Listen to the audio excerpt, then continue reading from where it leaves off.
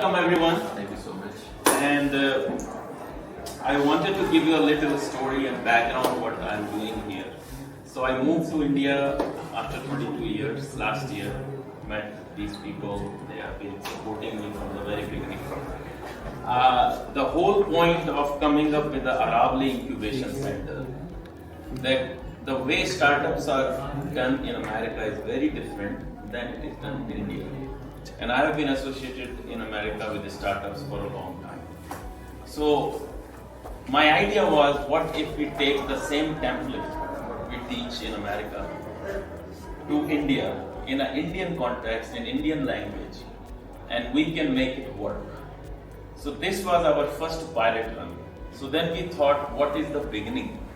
Because when I came here for almost a year, I searched for the people, the startups who have been doing the same thing for many, many years. A lot of organizations, I attended their events. I found most people who are doing startups, they already have some type of resources at their hand. Either their parents are wealthy, they are studying in English medium schools. They are very resourceful kids or children. So then I realized Indians who live in America, right? They all struggled in the beginning, but later on they all became very successful. The reason they became successful is because they have something innate that most of them did not have resources in India what we have now. So I went to a government school, and I'll show you the picture of it. In that government school, I started teaching. So I taught for about 3 days, entrepreneurship only. And I realized kids wants to learn it. It's just the language you have to speak what they understand. So I started Hindi. I started taking lessons in Hindi. Within 3 days, I realized there is a lot of politics. People don't want to be there. Teachers have problem because they think that there is a competition. So anyway, but I found the problem that the kids really want to learn it. They wanted to pick it up. So it took me almost 2 months. I went to the minister, and I asked him that if you can give me these kids, I want to transform their lives. And then one thing which happened, which is very, very, really hurt my heart. I was talking to the principal, and principal told me, I won't take a name, that you are wasting your time, go back to America. These kids are destined to be laborers. Their parents were laborer, they are laborer, they are going to be their generation. I said, no, that is not acceptable. And I am going to change it. So that was my conviction. From that day, I decided that we have to do something for these kids. Of course, everybody has limited resources. I don't have like huge resources, but I had this company here. We have 200 employees. And we had this whole first floor vacant at that time. So I converted it into a school. And we started a concept of summer workshop. So most of these kids, they were ending their term 12th grade. So they had time from 12th to first year, second year. And they had no idea what they want to do. Most of them have no idea. So I mobilized whatever the staff we have here, admin staff, other staff, IT staff. And we decided to reach out to their parents. I talked to Guruji, how do we reach out to these, because we had no access of these parents. So finally what happened, when I met to Madan Dilawar, he said we will give you 4. He connected me to Kunal, who is the IS. I went to see him. He made me sit for an hour, but it's okay. I sat outside for an hour, then I met him. Then he said, this is very good. We will give you 4 schools.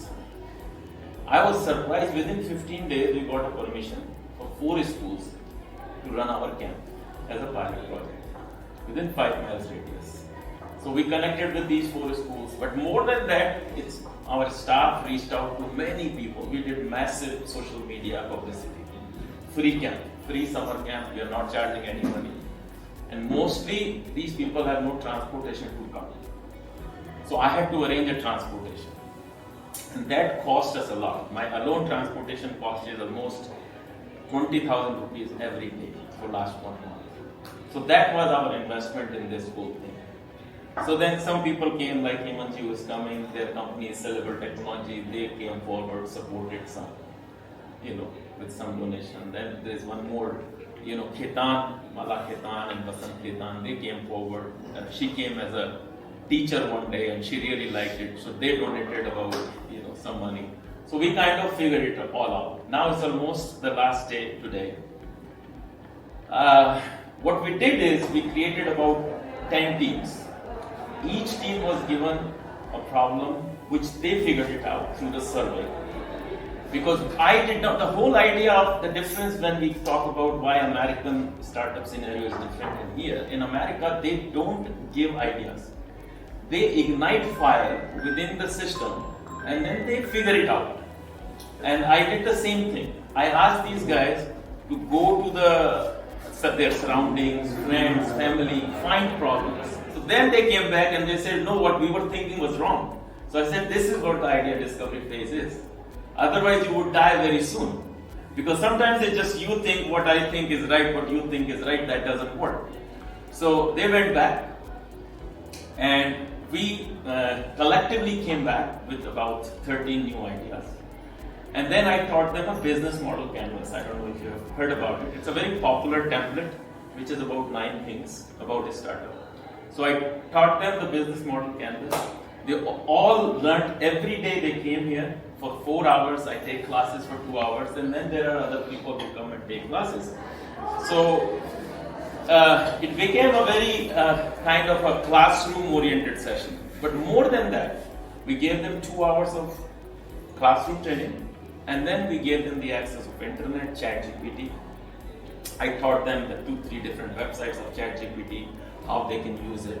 So eventually, they came up with an idea, they came up with the product, they came up with how now we can develop that product. So they went on ChatGPT by themselves and developed the product like an app or something which is needed to run the product. So you would be surprised how this just 30 days of training can transform their thinking. I'm not saying that 100% will do something, but at least they are equipped that they will get a very good job.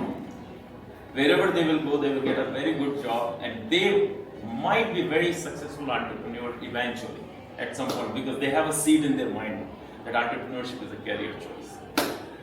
My goal with this is that at least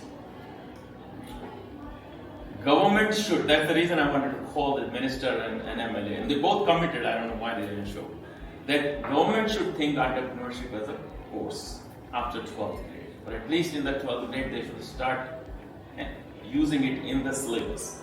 Even not only for commerce student, but every student who is going through the 12th, entrepreneurship should be included in the syllabus.